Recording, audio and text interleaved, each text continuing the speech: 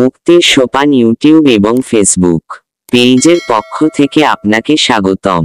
সূরা কাউসারের ব্যাখ্যা। 1 এখানে অনুগত মানুষকে এক বচনে সম্বোধন করিয়া আল্লাহ বলিতেছেন, হে মানুষ, নিশ্চয় আমরা তোমাকে বিশেষ রকমের আধিক্য দিয়াছি। এই আধিক্য ধর্মের আধিক্য ব্যতীত অন্য কিছুই নয়। সপ্ত ইন্দ্রিয় দ্বার দিয়া যে সকল ধর্ম জীবগণের মস্তিষ্কে প্রবেশ করে তাহাদের মধ্যে মানুষ নামক জীবের মধ্যে সর্বাধিক পরিমাণে প্রবেশ করে। ইহাই আল কাউসার। যে মানুষ গুরুভক্ত শিষ্য হয়েছে সেই কেবল এই প্রাচুর্যকে গ্রহণ ও বর্জন করার গুরুত্বের প্রতি জাগ্রত থাকে। এই জন্য ইনসান পর্যায়ের মানুষকে সম্বোধন করিয়া বলা হইতেছে, যেহেতু তোমাকে আধিক্য দেওয়া হয়েছে সেইহেতু উহাদের উপর সালাত করো।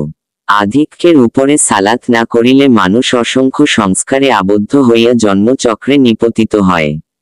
আধিক্যের উপর তথা সংস্কারের উপর সালাত করাই রবের জন্য সালাত করা। আকাশের বড় নদী হইল আল কাউসার। অন্যত্র ইহাকে বলা হয়েছে আল্লাহর আয়াত বা পরিচয়। চিত্তাকাশের উপর সংস্কারের এই প্রবাহকে চেনা ও জানার মাধ্যমেই রবকে চিনিতে ও জানিতে হয়। যে তার নফসকে চিনে সে তার রবকে চিনে।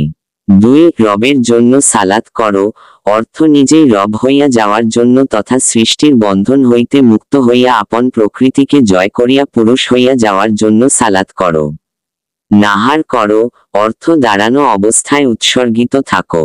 একজন মুক্ত পুরুষ দাঁড়ানো অবস্থায় অর্থাৎ জীবন্ত অবস্থায় আপন দেহ ও মনকে নিজ সত্তা হইতে বিচ্ছিন্ন করিয়া জীবন যাপন করেন।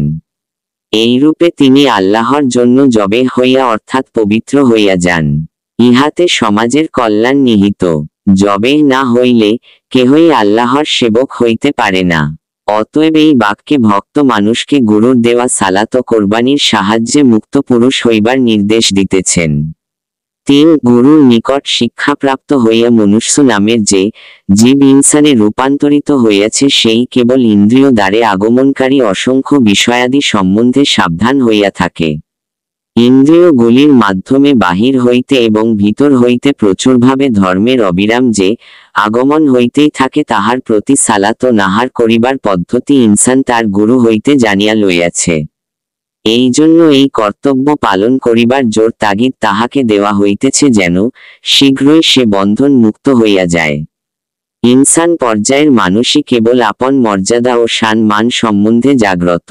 সালাত ও নাহারের তথা জাকাতের সাহায্যে মানুষ যে বন্ধন মুক্ত অবতার পুরুষে পরিণত হইতে পারে এ কথার সম্মুখতা গুরুর নিকট হইতে সে স্পষ্ট জানিতে পারিয়াছে। এই জন্যই ইহা অর্থাৎ সালাত ও নাহার দৃঢ়তার সহিত পালন করিবার জন্য তাহার প্রতি আদেশ হইতেছে। সূরা কাউসারের সার কথা। অন্য সকল জীব অপেক্ষা মানুষকে তাহার বৃত্তিসমূহের মধ্যে অধিক পরিমাণে যে সকল বৈশিষ্ট্য এবং সূক্ষ্ম গুণগ্রামের প্রাচুর্য দান করা হইয়াছে তাহাকেই বলা হইয়াছে আল কাউসার।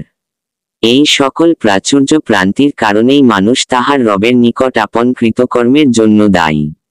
আল্লাহ তাআলাই রবরূপে অর্থাৎ সম্যক গুরুরূপে তাহাকে শিক্ষা দীক্ষা দান করিয়া ক্রমশ উন্নত বৃত্তি দান করেন এবং উহার উপর সালাতের সাহায্যে জাহান্নাম ও জান্নাতের পরীক্ষা ক্ষেত্রে উত্তীর্ণ করাইয়া লামোকামে লইয়া যাইতে চাহেন।